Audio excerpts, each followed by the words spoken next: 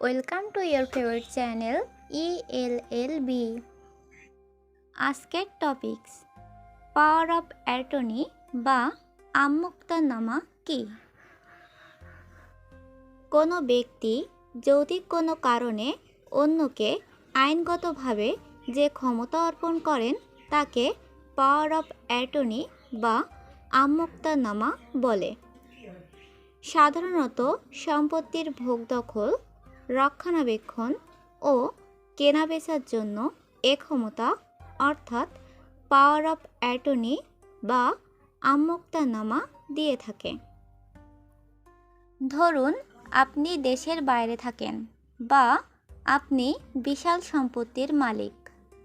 ছেলেমেয়েরাও চাকরি বা বিয়ের সূত্রে সম্পত্তি থেকে দূরে অবস্থান করে। তাই আপনি ঠিক করলেন বিশ্বস্ত কাউকে এই সম্পত্তির দায়িত্ব দিবেন, কিন্তু কিভাবে করতে হবে তা আপনি জানেন না। এর জন্য আপনাকে যা করতে হবে তা হচ্ছে আপনাকে পাওয়ার অফ অ্যাটর্নি বা আমুক্তনামা করতে হবে।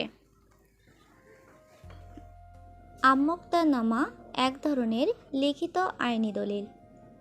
এর মাধ্যমে একজন অন্য আরেকজনকে ক্ষমতা প্রদান করেন।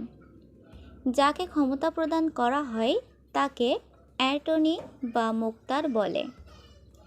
যিনি ক্ষমতা প্রদান করেন তার পক্ষ থেকে অ্যাটর্নি বা মুক্তার কাজ করেন। জমিজমা সম্পর্কে আপনার প্রয়োজনীয় ভিডিও পেতে আমাদের চ্যানেলটি সাবস্ক্রাইব করুন এবং আপনার আইনি সংক্রান্ত যে কোনো সমস্যা বা প্রশ্নের উত্তর জানতে কমেন্ট করুন। আপনাকে অগ্রিম ধন্যবাদ চ্যানেলটি সাবস্ক্রাইব করার জন্য।